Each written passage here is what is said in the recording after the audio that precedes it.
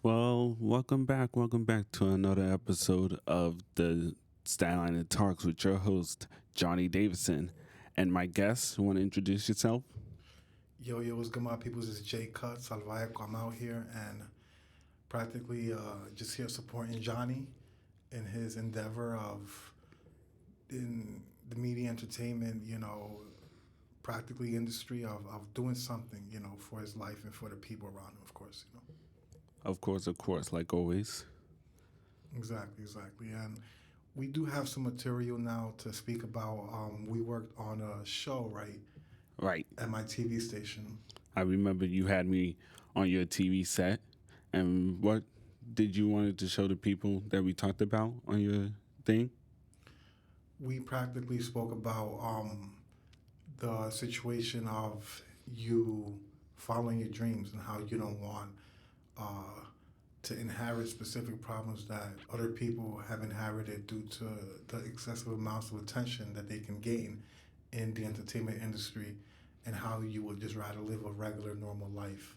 Right. So basically, we was talking about on your thing how people would feel on camera and off camera and how they wanted to be treated the same way as other people. Exactly, and it makes sense because hearing that from somebody your age, it's very humbling because you haven't gone through as much stuff as somebody that's been involved in this for longer. So for you to see things in that way, it's almost like how people say you're like an old soul. It's like Right. you've been here before and you've already experienced this. So you just know already what it comes with, and you would rather live a simple life. Correct. Exactly. So we could play some of these scenes real quick of the TV station. Ash, you could play some of these scenes and we'll be back. On the next scene. Exactly, after these short messages, of course. So, Ash, play that, bro. And this is a TV show that we produce.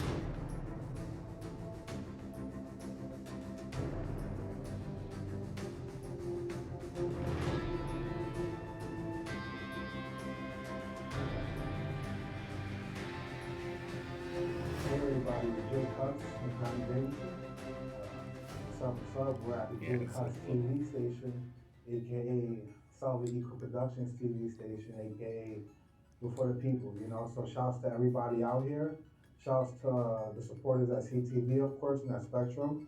And we're over here just making moves. This is me and Johnny's first recording and show in the J Cutt's TV station. And I would like to ask right now, Johnny, how did you feel being introduced into the entertainment industry, especially being that you had no prior background involved in that? And how did that change your life? Because I understand it's something huge for somebody to just practically throw you into an environment where it's something new to you as a whole. So how does that feel? Because at least a lot of people have some experience because they have done videos, or they have done drawings, or have made music, but you were just introduced to this and now you have your own TV show. So how's that for you? All right, like you said, how I feel about it, I'm not really sure how to feel about it because that you just threw it at me that quick. I wasn't expecting that. But for being in it for a little bit of a while, it actually feels good that I set up and posted my first video. And it makes me feel good. That's what it is, bro. And it was meant to make you feel positive. Of course, there's things in the entertainment industry that are a little bit out of pocket, of course, right? Like in a lot of things that we do in life, but it was something that was meant to inspire you at a young age, and for you to keep dreaming and to keep going and to see that, things are possible. I'm sure that you probably thought that this was kind of near impossible before you were put in a position like that, right? Like you probably thought it was so hard to get an opportunity like that. Like, who am I going to talk to? How am I even going to start this to get my own Right. TV show? Honestly, like I said in the beginning, this all just came up out of nowhere. So I wasn't really expecting that. After being on the camera, now I do kind of feel like I have to hide myself a little bit since everybody knows me in the neighborhood. So if they see me on camera, then they will be like, hey, I see you on video. When's your next show? Exactly, exactly. And people will get to know you even more as you create more shows and as you I think you're gonna start hearing the same words over again. When's your next episode? When's your next episode? When's your next episode? So yeah, I think I get why some famous people stay in their houses or have bodyguards and all this sort of stuff because they don't want to get crushed by all these people that they don't know that love their ideas that they post online. Same thing with paparazzis. They don't want paparazzis because they taking pictures and then the paparazzis they turn into something else that's not true. So the way you're speaking, it seems like you would rather live a more simple life without having all that attention, which is what I want as well, because that's how I feel after years of being involved in this. Imagine you, first year, and you already feel like this. That goes to show you. When I step outside, I don't have that fear. But when I get around that corner of my own house, onto the main street or something, I'm walking around. I'm like, I hope nobody's seen my show. I'm glad they see my show, but I don't want them like come up to me if I don't know them. And I'm that kind of person on the street. I wouldn't know you if you even though you watched my thing. Alright, you wouldn't expect me to be like, oh, you watch my shows, you're a fan? Okay. I kinda keep to myself when it's off camera and everything. I basically say you treat me as if I was a stranger on the street. And you do know that happens a lot to famous people. That's why they live the way that they live, because they don't know what kind of intentions these people got when they walk up to them and try to even compliment them. Yeah, because those famous people, they want to be treated basically as a stranger if they want to walk on the street. But they can't because, in Hollywood, LA, they don't walk on the streets or anything because people don't treat them as strangers. When people see them, they be like, oh my God, you're actually that person? Can I get a picture? Can I get an autograph? And yeah, now I know why all these people get bodyguards and all this other stuff. The famous people. And then you get in the nice expensive cars. So the first TV show, right, with Jay Cuttz and Johnny Davidson. At Jay Cuttz TV Studios. Shouts to Spectrum, shouts to Rosemary, Hey Rose, we're over here at the Jay Cuttz TV station. We'll see you at the CTV Spectrum station soon. And, we're doing great. May God bless America, and we'll be fine. Peace. Peace.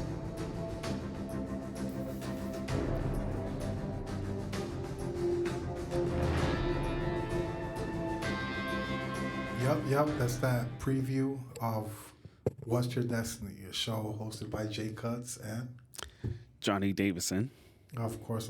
And how did you feel about that first experience and show with me at the Jay Cuttz TV station, of course? That I wasn't even expecting that either. But when I was on it, I was like, okay, I could do this. We had a little conversation about the famous people being on camera and off camera and stuff.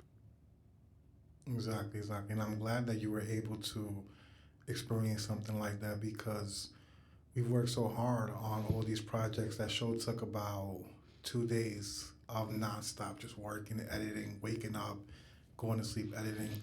And the detail that goes behind this is just extreme, especially for somebody like me that wants to make us look as great as possible, Right. And I'm hoping to teach you a lot of this stuff. I'm hoping that you pick up from this and are able to produce even better quality. It's not about a competition, but this is about being better than those that you learn from, because it's not that you're better than them, but they pass you the torch. So why not make something greater of your life? Right. Exactly, exactly. And that was a great show right there. You guys can check it out on Cuttz 11 on YouTube, and practically is our first show as a team. This is me on his show right now, Staten Island Talks, and of course the topics are Staten Island based. For that particular show, the topics are more based on life and the destiny that you're on. That's why I was asking him a lot about that particular subject, how he feels about this new path that he's on. Yeah. And like I said, I'm grateful for you helping me out for my first show. It was sad that I couldn't have you on the first one, but at least I have you on this one today. I got you. Things happen for a reason, and this dynamic is more personal, which is better because it gives us more room to express and to speak and to get straight down to the point. So, and whatever that I could, man, I'll be there for you, because I just feel like, that's how the circle of life functions. If I'm not there for people, especially the people that deserve it and that need it the most, then what the hell am I doing? This is my life, and I want to be of kind of a contribution to society and to the people around me. Right. Exactly, exactly. So, what's up, Ash? You could play that video of CEA, a new documentary show that I'm working on, and I just want people out there to know that this is for the people. This is not out of an understanding of being self-righteous, or of assuming that we can fix the whole world up with a couple of words, or just one person can do something. You're basically telling the people out there you're just talking about life and what happens in the real world that we live in, right? Exactly, like experiences and things that have happened in my life, and how we can learn from it and have that discernment to be able to navigate in a circumstance like that. Right. Exactly, exactly. So, what's up, Ash? If you could play that real quick, shout outs to all the people that made this possible. And yeah, this is the trailer for CAE. Can't wait to see it.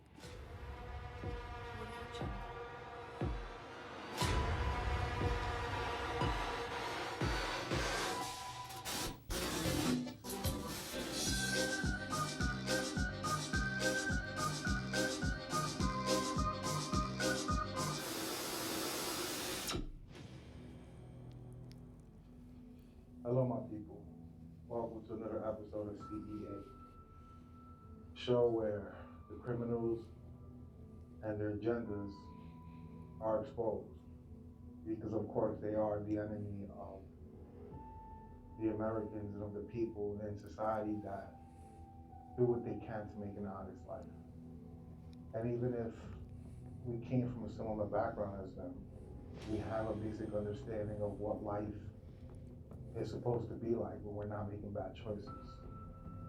And that's what the meaning of the show is about, of course, because it's even better if you came from that specific path and you turned your life around, due to the fact that you can be a bridge and a medium of understanding for you to communicate with these people that still have to let go of that part of their lives.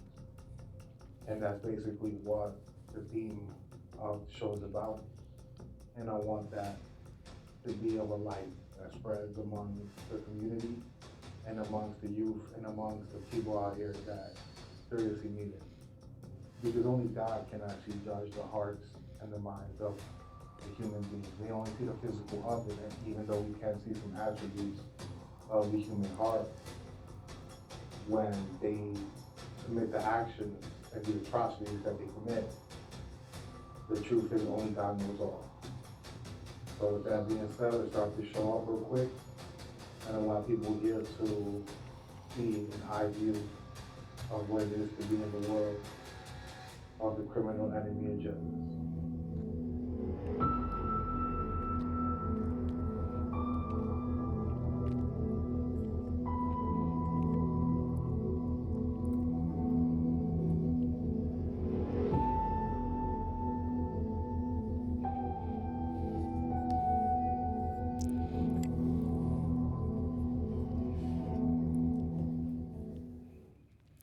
So yeah, Johnny, what's up? How do you feel about that new CEA documentary trailer?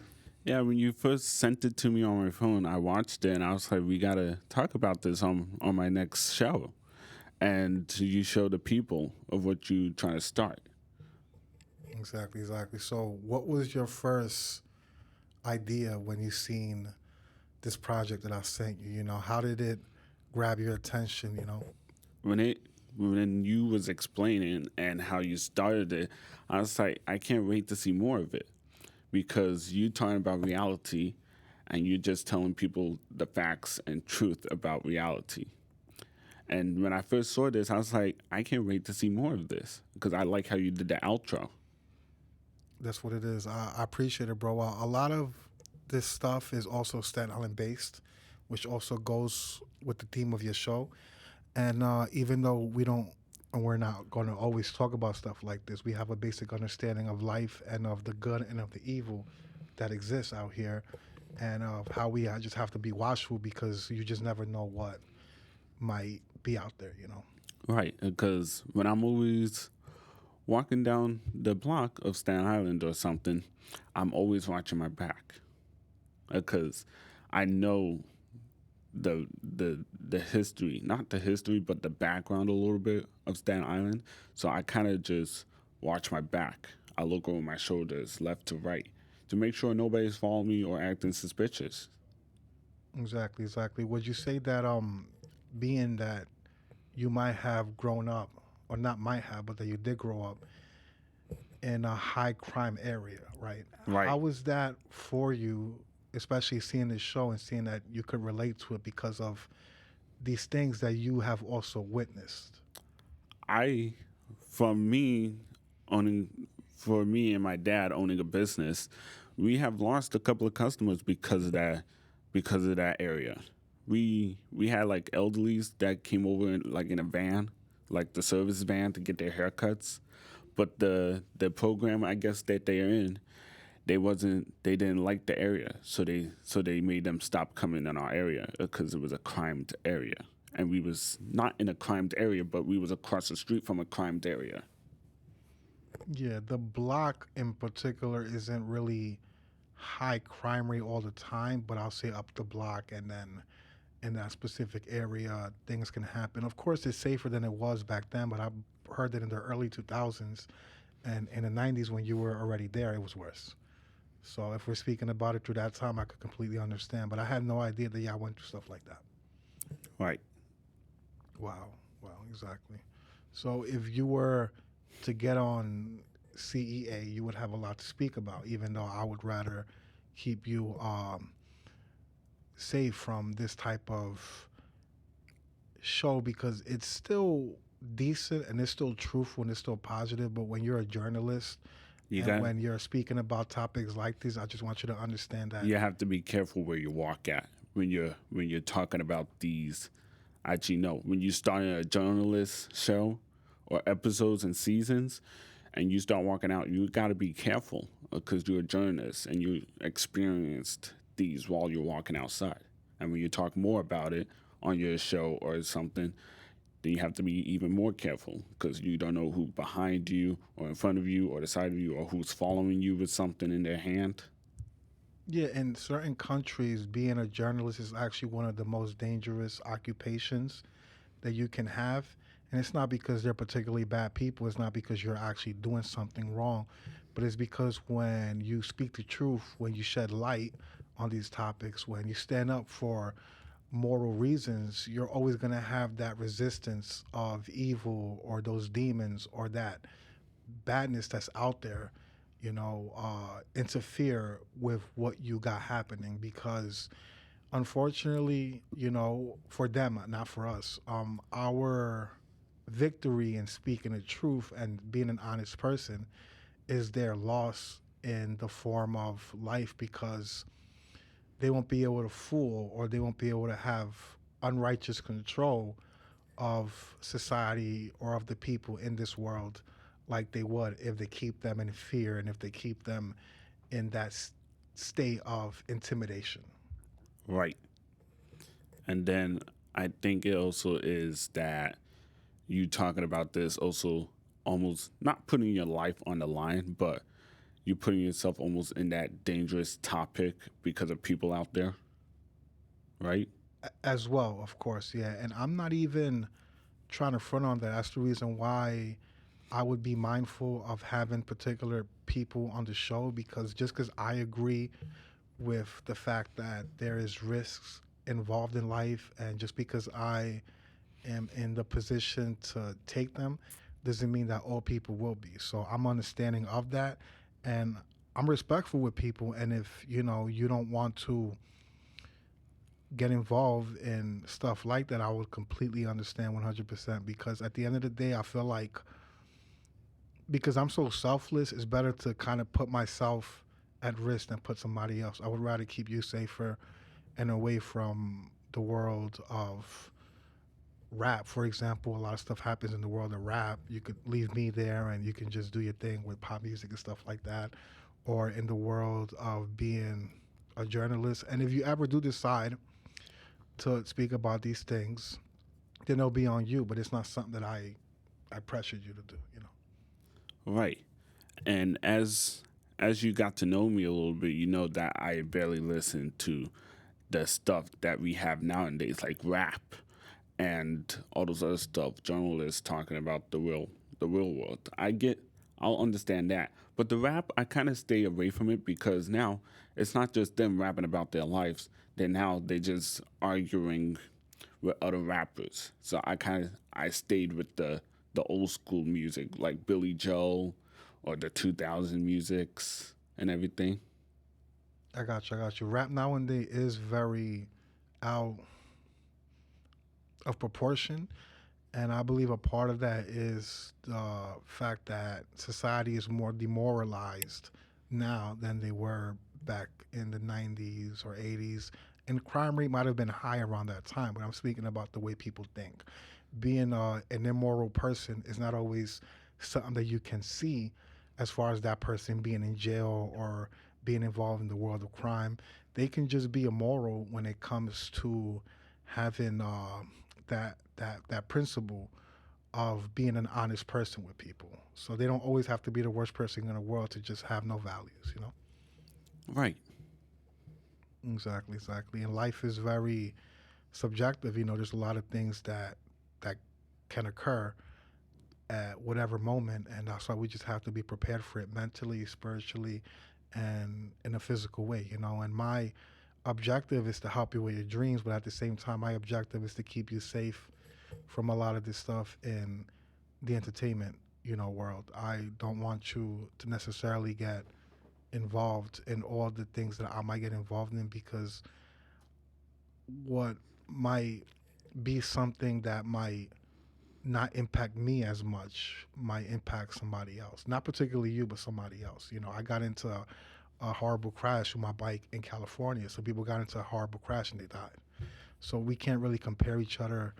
And who knows, it might really be my purpose to be out in the front lines and to stand up against all this evil out here. And I'm not saying it's not in your purpose or in their purpose, but maybe I might have to be in the front.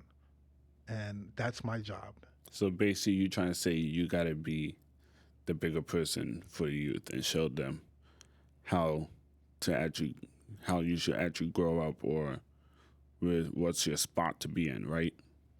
Yeah, like a lot of the topics that I'm speaking about in these shows, not just in the show that has to do with crime, but in the show that has to do with life, are things that I've experienced, is stuff that I've had to go through, is a perspective that is being told from an insider, from somebody who was actually there and has gone through that blood, sweat, and tears. So I was put in a position to already deal with this stuff. Not all people were put in the same position. I'm sure you've gone through some stuff, but maybe you haven't gone through the same things as me. And so it gives me the green light to say that, I've had to go through these strong experiences. Not that you haven't, but I've had to go through a lot of these strong experiences because I'm supposed to be a soldier out in the front lines for God. And you can still be that too. But maybe my job is to be in the front lines and your job is more to be in the middle of the front lines, for example. You know, So I'll you be right been here and you're right here, and I'm protecting you in the battle. And no matter what happens, you're in back of me. So I'm keeping you safe. so basically you trying to say, like you said, you trying to say is you're the one in front of me, and I gotta pay attention of what you're doing because when you're done, I'm gonna be the next one who has to do the same thing. There could be a possibility. I'm not God to actually reveal your purpose. That will be revealed to you. But somewhere in your purpose, especially when you're working with God, there's the battle between the good and the evil. And you're going to have to stand up and you're going to have to choose a side because there is not a neutral ground in this walk of life when you're talking about God and Satan. So you're going to have to choose one. And whichever one that you choose, the sides will still have to go to some through some type of spiritual war. And it could even turn into a physical thing because demons have a tendency to possess people and to have an Right. influence over their actions. So there could be a huge possibility that you will be next after me. And it's not that I'm in front of you because I'm not. It's the fact that you know, I'm the leader in this No, particular situation. you're just showing how life is, and this is gonna happen to you after I'm done dealing with it, right? Yeah, as the older, more Because you're gonna be experienced person. sorry, but you're Go. gonna be put. I'm gonna be put like in the same spot where I have to choose the good and the bad. That will definitely happen. That can happen. That's happening right now, actually. But what I'm saying is that as the older, more experienced person, when it comes to either to combat or when it comes to the entertainment industry or just life in general, I'm put in a position to lead because of that. And then as you get to my age, you can do the same thing for a youth that would be about 11 years younger than you, 12 years younger than you. So I'm teaching you practically, or the community out here, the youth, how to pass that torch. That if somebody did this for me, I could do that for the next person, and then you could do it for the next person, and then we can create a domino effect of positivity and of soldiers that are actually going to stand up for the righteous, you know, Right. and that will be fair and that will have that understanding of life as a whole, you know, not just in the form of business or in the form of social interaction, but in the form of being wise and being a wise person. And it will be hard for somebody to even fall into any unfortunate events because they're already ahead of their time. So that's the beauty of me being able to show you the ropes and to put you in a position where I know you'll be all right. You know, reading body language, facial expressions, knowing how to read the room, knowing how to feel somebody's vibe could save your life. Because I felt that in this documentary, I'm speaking about how somebody did a lot of horrible things. And before I found out that he did horrible things due to what I see on the news, I read the room and I read the vibe and I knew he was doing bad things. I knew something there was wrong and I knew that this was somebody that I should stay away from. And I did. And then they, you know, ended up being caught for some horrible things, you know. Right. And that's just life, you know. But it's a learning experience and, you know, you're here for the ride, of course. Yep. I'm sure I am here for the ride. Exactly, exactly. I remember also on my show you were talking about speed cameras. Yeah. Speed cameras. Speed cameras today, I don't like them, but I get the purpose of them, but I also don't like them generally. Like they have their goods and bads. I got you, I got you. You were also talking about how they're more located in the northern shore of Staten Island in Yeah, comparison to where the southern shore. basically where the ferry side is. If you come towards the ferry side, you start noticing them. And then as you passing them, you even notice that they're putting them in front of poles. The electricity poles. I got And it's crazy. You don't see it until you see the box. Once you see that lower box, then you know there's a speed camera there. And then as you're going down, then there's another one that's also hidden behind the telephone pole. And then there's more being hidden behind the poles and stuff to the point where you don't even see it anymore. You just think it's a regular street until you get flashed by the camera, and you're like, where that camera came from? I got you. I got you. And would you say it's a socioeconomic reason behind that as well? You know, it's not just like a reason that has to do with an ethnic background, but it's also the social class aspect of, you know, if they come from the bottom, they usually have to pay more taxes. They have to pay more tickets, more, fees, right, to Caesar practically. By saying Caesar, I'm saying like those that are in power at the moment in this country, you know. Right. And the speeding cameras, I feel like they just doing too much when you have to pay for it too, and you get caught by it.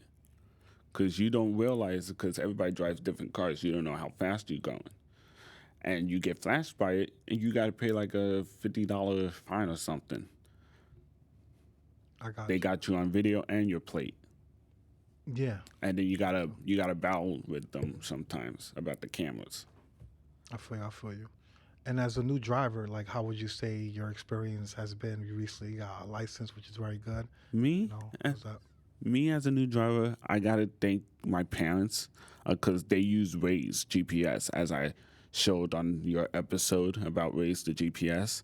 I actually kind of use it, and it's actually helpful. It tells you your speed limit and lets you know where speed cameras are at and cops, and it tells you traffic too. that's dope. That's dope. That's amazing, man. And as far as like Staten on talks, like, where do you see this going? You know, this is your second show. You know, and the way that I see it, just like there's no limit to where you can take this. You know, it's just it all goes. Honestly, I don't see a limit.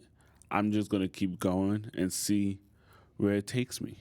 I don't really, I wouldn't say I don't really care, but I want to see where it takes me.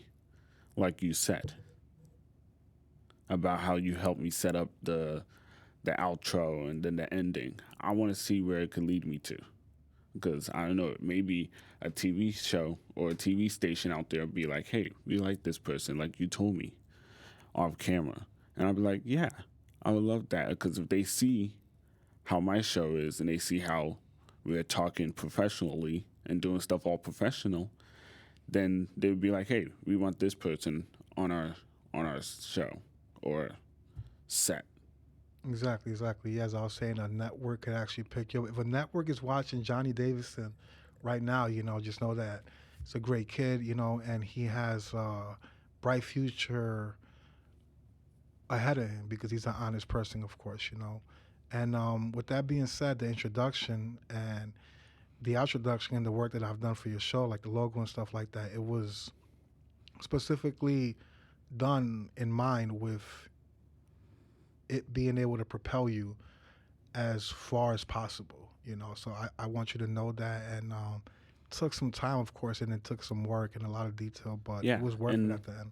yeah, and I was grateful you actually you actually stood up all night, like all the way until like 2 a.m., right? To finish this? A lot of the projects that I've worked on, I stood up very late, particularly for the last two shows too, 4 or 5 in the morning. So yeah, I was very I have to exhausted. give you yeah, I have to give you credit for that.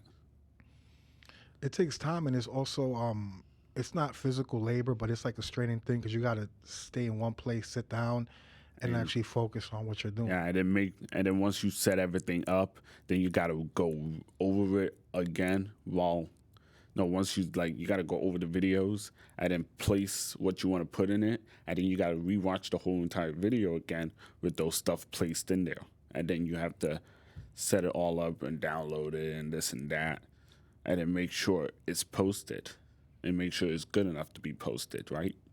Exactly, exactly. The half an hour shows, like, imagine how many times I watched that for a half an hour to make sure everything was perfect before actually finalizing the project. And because I had to do layers of work on top of it. So, you know, it's time consuming, but if you really want something, you will do what you got to do. And this is just a product of years of being able to fix up videos and do like a lot of edits. And I want to show you this how something that started with a little camera and not too much equipment now is able to play on live TV. Now I'm able to send these shows to cable. So that shows you, like, you know, start so small, and you're faithful with that, and you're loyal with that. You know how to treat that, and Right. then you can take that skill and you can just practically conquer the world. So within this time, I just want you to learn from me because I'm not gonna always be in New York City. I'll be back and I'll visit and we'll be on some more shows and stuff. But at some point in time, I want you to build your own TV station like me. You have some understanding of it right now. You have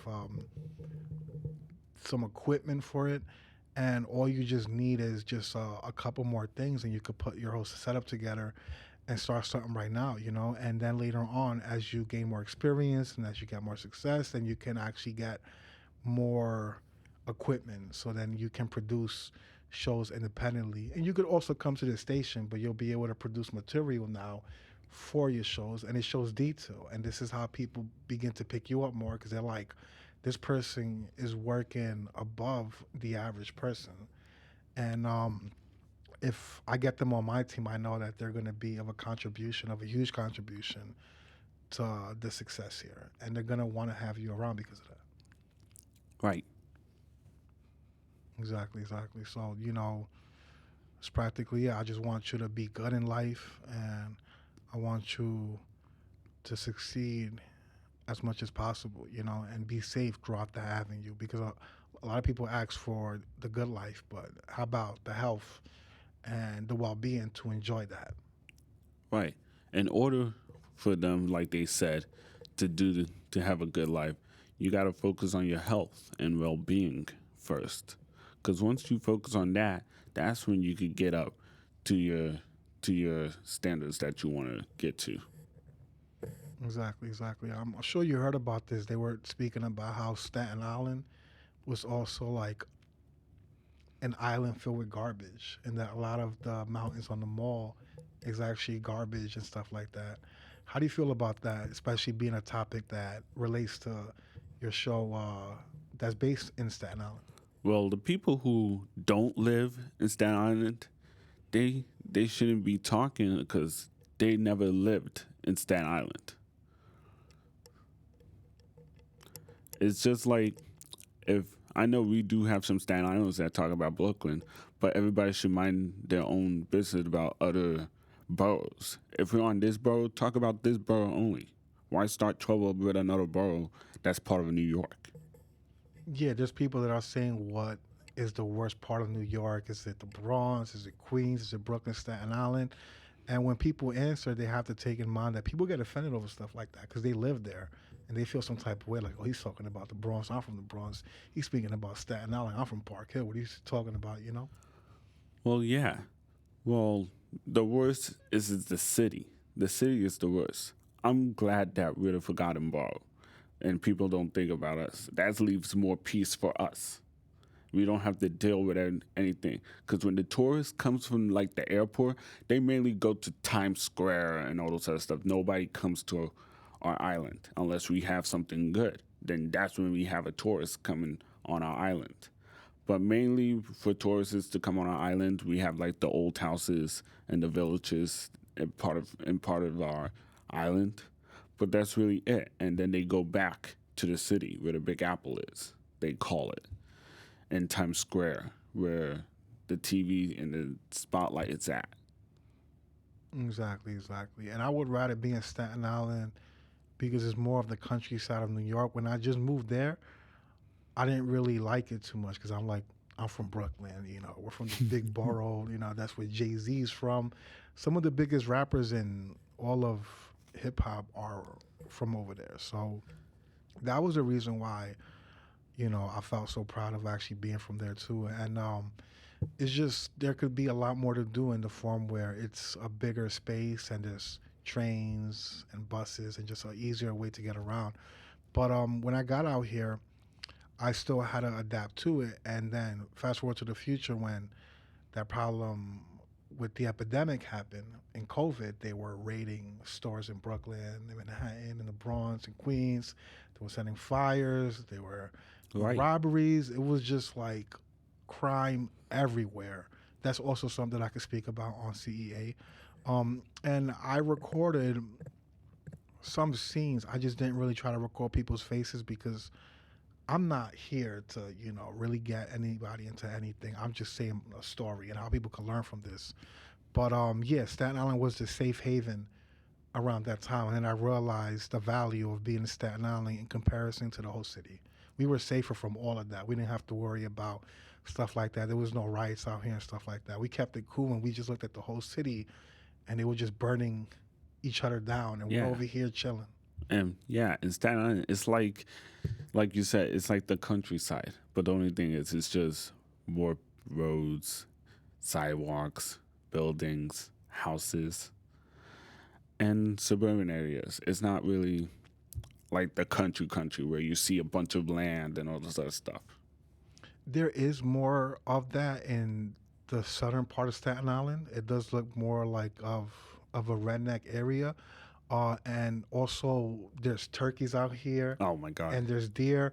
So of course I'm going to classify that as the countryside of New York City, because where else in Manhattan or in Brooklyn or the Bronx or Queens do you really see deer and turkey and stuff like that? I can drive around in a motorcycle. I've had deer cross the street on me. If I don't go a little slower, I'm going to hit the deer.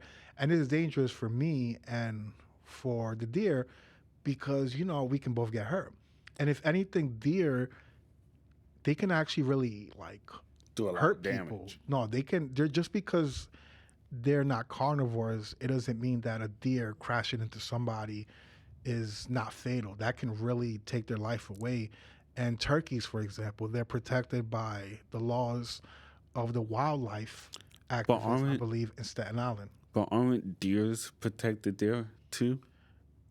There's laws to protect the wildlife in Staten Island, and these animals are classified as the type of animals that should be protected because they have a lot to do with the impact in the environment of the ecosystem. So they have to be. Right. And then it's crazy enough the people on Staten Island, they don't know how to act around those animals when they're walking across the street. You get that if you go all the way to Seaview, you see a bunch of turkeys running across the street. Or some of the turkeys are smart actually. They use the crosswalk, and I'd be impressed. I'd be sitting at the red light, and I see like 2 turkeys or 3 crossing using the crosswalk. Where you have some other turkeys that just dart across the street, or they just walk slowly and waiting for you to hit them. But you can't hit them, so you have to slow down. But then you have other people that just go around them. Yeah. Even if they didn't have laws to protect the wildlife in Staten Island, I still want to do that. Sometimes there is a pigeon that I see on the street, and it's not. I'm sure there's some kind of laws against, doing anything to an animal like that. But people can, for example, hit a pigeon or a stray cat or something like that, and it wouldn't be that much of a big deal. But I even try my best to swerve around. I've even stopped the car or the bike for a pigeon. And these are animals that aren't too protected when it comes to the laws. The turkeys are more protected, I would say, or the deer. But I just got that kind of heart, Anything that has to do with life, I'm very mindful about it. Yeah, because one thing I learned when I go upstate, it's totally different from Staten Island and the animals from Staten Island and the animals up there. The deers over there, like when I go see my mother up there be deers literally laying on her lawn when she come from work at night, and they look at her like like she's interrupting them in front of her lawn. Meanwhile, the deers down here, they not used to the city, so they darting all around to find somewhere safe. Exactly. I mean, the story is that we actually moved into their environment. We were able to coexist with them in tribal times. And now in this modern age, it just changed because we have technology, we have vehicles, we have road signs, we got all these laws. So it's more of a touchy subject as far as they see it as an animal. Back then they would just walk through the woods. Now they have to walk through all these man-made Streets, streets and houses and backyards. intersections, a lot of stuff in Staten Island that they got to walk through and try not to get hit. Exactly. I've seen huge deer specifically by the highway in Park Hill when I went to Clove Road. Seen a huge deer one day. I was on my electric bike. This was years ago, like 5 years ago or something. But this deer was huge, like in height. The deer was like 6'5", 6'8". It had like huge, horns, and Probably it, probably a a male male. It was bear. probably a male, yeah. And it was large enough to really Do take some somebody's life damage. away. Oh, of course, man. That thing was a tank, man. Those things, and the reason why it's more dangerous to come into contact with an animal that's not a meat eater is because their logic is that they don't eat meat. So they're not trying to kill an animal or somebody fast. So there's more of a chance of suffering as opposed to a tiger or to an animal that's a meat eater that will go straight for the neck and then the the person passes away. Right. It's more of a cleaner, faster type of death than suffering because some animal is just stomping on you, and each stomp is like you feel the pain. It's just ridiculous. Yeah, and you were saying those male or female deers do a lot of damage. And some of them make it out alive in the accident. So like if you're driving down the road and the deer just comes out of nowhere, you just hitting it. And some of the deers they actually are dead from the hit and injured, or some of them get back up and walk off like nothing happened. It's a wild animal. They could sustain impacts and they could sustain environments and colds in a way that we cannot. That's why they're classified as a wildlife animal. And I've always been big on animals. If anything, I thought about actually making a TV show with some animals. Like, look at that croc right there. Look at that. And just grab him by the neck. Go get that croc right there. Look at that anaconda. We're in Australia. It's like it just seems fun to me. Okay, grabbing the crocodile by the hand. I see those wildlife shows. They're crazy for going out there and actually touching the animal barehanded with the neck and stuff, especially the crocodiles. Because when you touch them, they like to do that roly thing. I That got roll, I think it's crocodiles or alligators. I think it's the alligator that does that. It's a death row. That's what they call it.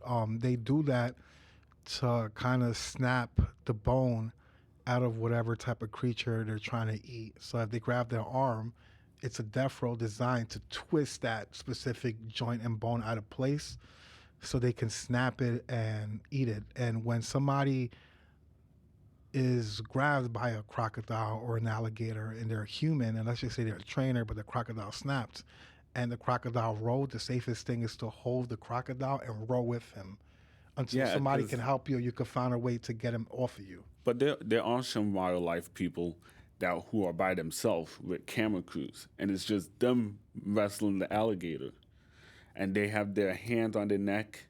I mean, like on the back of their neck where their head is, and then they have their two legs wrapped on their back, and they're rolling with the alligator. And I was like, they're crazy for doing all that. I wouldn't even try that because if I tried that, I would have got my hand or arm bitten off doing that. I got you, bro. Staten Island almost sounds like a place where you'll see like an alligator or crocodile. It's not tropical here, so we're not gonna see stuff like that on Staten Island unless somebody brings it. I don't even think that's legal. We already got snakes.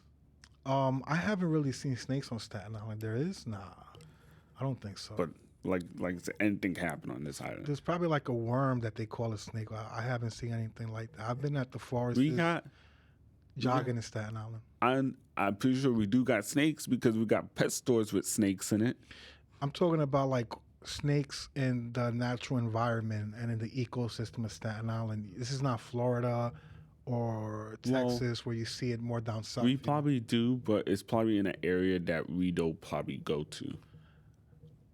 I believe snakes and animals like that survive better in tropical environments than they do in an environment that is like this. Even though crocodiles, I believe, do hibernate, alligators or crocodiles hibernate in the cold. They kind of stick their beak out of the water and they just go on an eternal sleep for that time. Because don't forget, even though we may not have snakes, but we do have water, and there are some snakes who can swim. they can bring a different species of an animal to another part of the world, like Staten Island, and release them. Right. That's what happened in Florida with, I believe it was the pythons. They started taking over. It was a hurricane actually that released them, and these pythons just messed up the whole ecosystem. They started eating Right. all these animals, and it just became a mess. And now Florida is paying people to hunt them down and to kill them or to catch them, I believe. How much they pay if you catch one? I believe it's a couple $100, but hey, I might want to sign up for that, do some side work and also help the ecosystem and the environment because of course this is our country and South Florida also has a rainforest with a lot of species to it. It's a very tropical place. That's why it's very humid over there because there's a rainforest in South Florida. Hmm.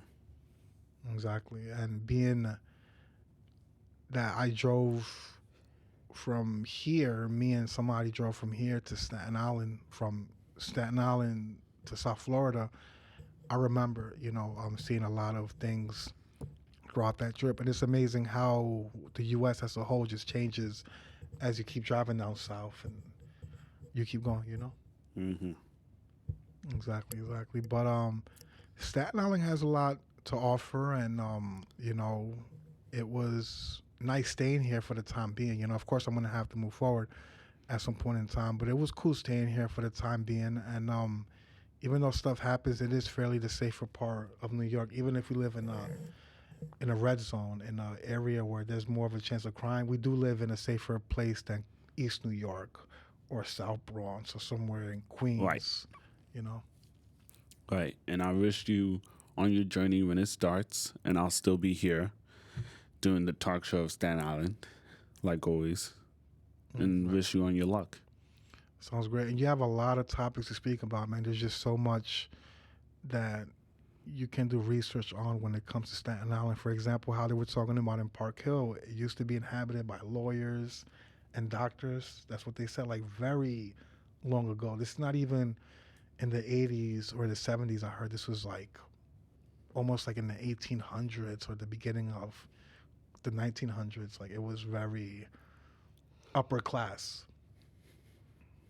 Yeah, because when you watch those movies that they make in the like around the 1900s or something, they got the old cars with they got the classic cars, jukeboxes, and all those other stuff like Back to the Future. I would actually love one of those cars. I actually kind of like the classic cars. I don't like the newer cars today. I got you. I seen a variation of something like that in Manhattan. This guy was charging people to take pictures and film scenes with his car. I think I paid him like $20 for like Couple 2 minutes, like 2-3 minutes. He's making money. He almost looked like the guy in the movie with the messy hair, old white guy. But it was a cool experience. I got some scenes and it came out fire. Right. Exactly.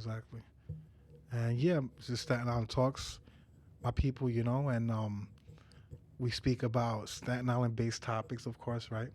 Mm-hmm. I was saying. And is there anything you want to say specifically about Staten Island that, would practically put that cherry on top for the show right now, All I know is not really sure. But I wish the people out there who live in New York, in Staten Island, luck.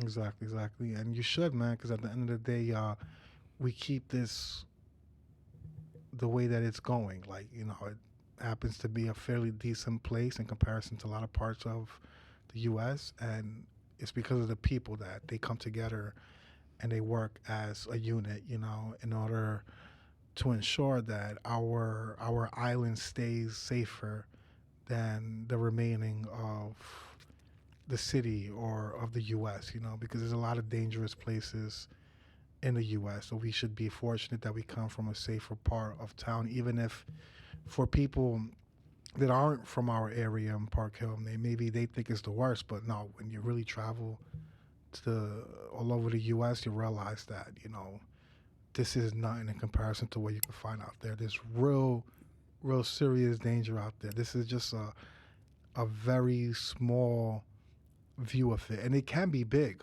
but fortunately, it hasn't been like that for us. Even though we've gone through things. Right. Exactly, and that's just what it is. You know what I mean? That's just a lot to talk about. And as far as Staten Island, right? How do you feel about the girls on Staten Island? Honestly, these days they was okay, but now the the generation that growing up now, they just getting out of hand with how they dress or anything. Don't have to dress all like that just to get a man's attention. Just dress like a normal person and be you. Don't have to draw a fight or draw hands just to impress a person. You know what I mean? I got you. I got you. My experience with Staten Island females is that you know, they can be involved in trends. When it was popular to, for example, do drugs, I've seen them join people right in that. Not everybody, but like I said, it's just like there was certain trends on Staten Island where it's like the trend was negative, it was whack, but because everybody was doing it out here, people were like, all right, like yeah, it's cool, All yeah, right. but it's not. And there's some girls like ladies who really know how to drink. That too, yeah, of course. You see it all out here. The good, the bad, the positive. But I hope that you find a very attractive girl in Staten Island. If there's any nice, beautiful females in Staten Island, holla at my boy Johnny. He's a decent man before he actually goes viral. And Ash, we could play the introduction now of the show, and I'm gonna let Johnny speak some words before we go out. Right? And I guess for my next show, I guess we're going to talk about the, I guess, easy passes and fair pays of how Island works. Sounds good, bro.